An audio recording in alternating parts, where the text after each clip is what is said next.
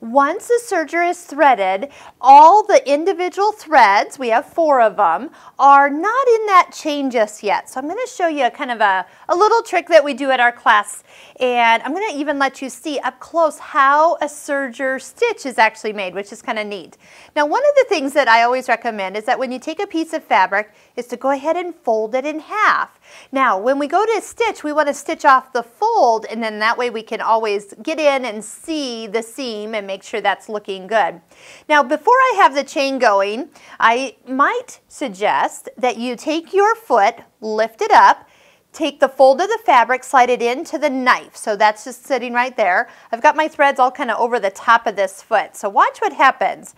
I'm going to go ahead and lower down the presser foot. Now I'm going to take a few stitches by hand just to make sure things get going. Now I have the front door opened up. So if I wanted to step on the foot control and have it stitch, it actually will not. It will actually not sew. But I'm going to leave it open and just hand turn a few stitches.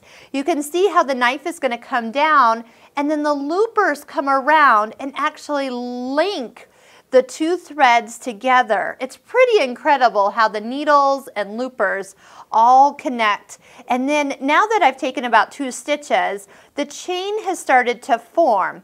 Now, so what I'm going to do is actually take my scissors, snip off the little extra here so they can just slide underneath the presser foot, close my door up so we can actually use the foot control, and now just go ahead and stitch off the edge. Now I can go ahead and use the knife and cut my thread. And now I have the stitches all in that continuous chain that I'm looking for. Now I've got the color-coded threads in the serger, so each one will show us what the upper looper does. That's the blue one.